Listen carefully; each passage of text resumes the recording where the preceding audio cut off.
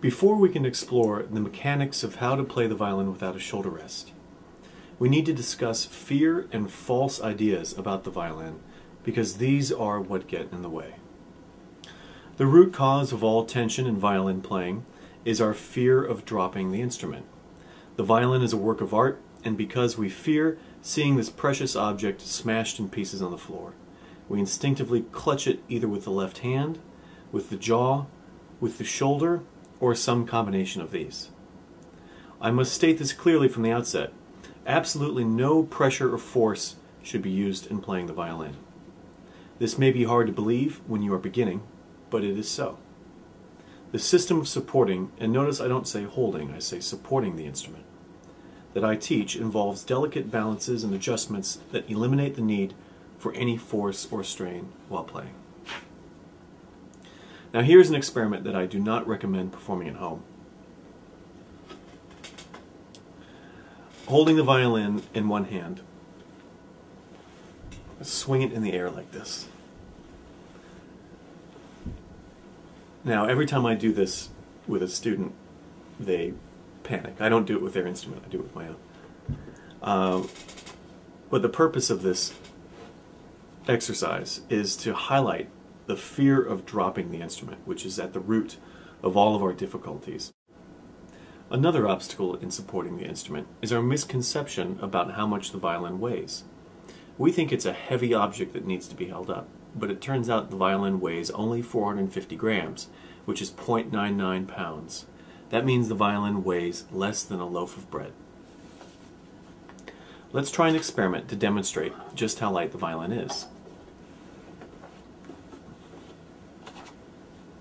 I want you to position your fingers like this. The thumb and the ring finger are going to be in the bottom, two lower corners of a square, and the index finger and the middle finger are going to be the two top corners of this square.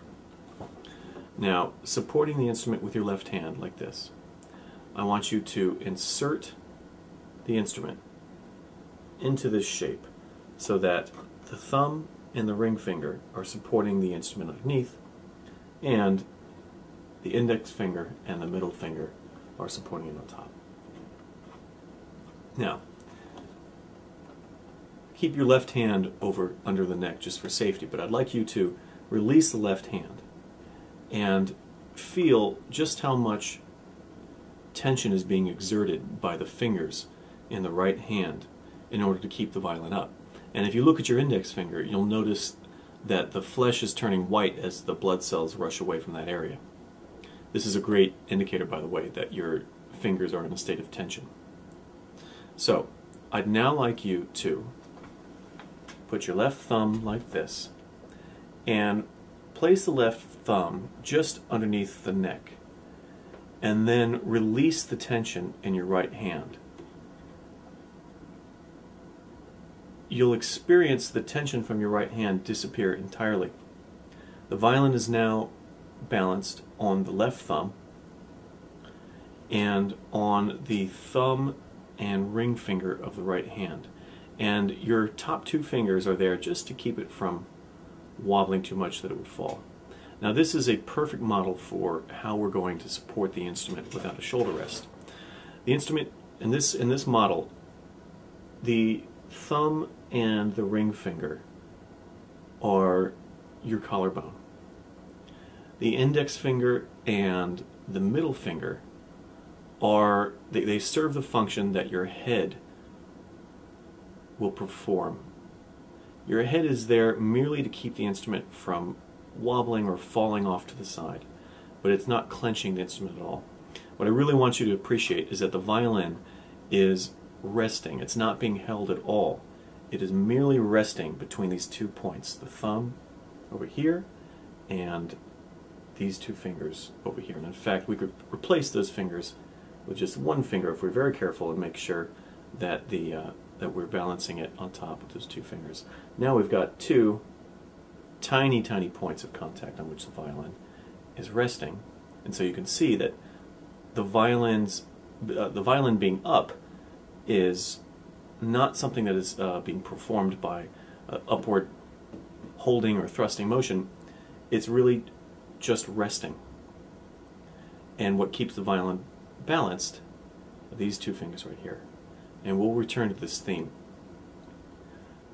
The theme of the violin balancing and not being held.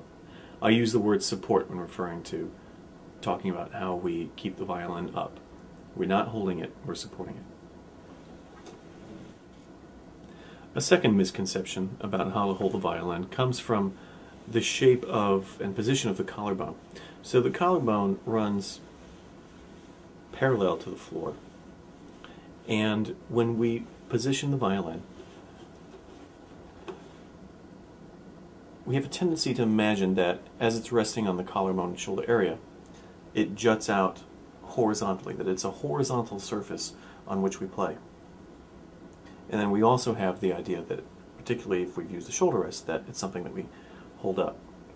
In this system of playing, we're going to learn that the violin is actually held at quite a steep angle to the floor. You may be surprised at how low the scroll is when you hold the violin without the shoulder rest. Let's watch a video of Ruggiero Ricci, who was the first violinist to record all of Paganini's caprices for violin. You'll notice that the scroll is angled much lower than you may be used to imagining it, and is far lower than anyone with a shoulder rest would use it. Some argue that the shoulder rest is necessary to take up the room between the violin and the shoulder. However, this room nearly vanishes when the violin is held at an angle.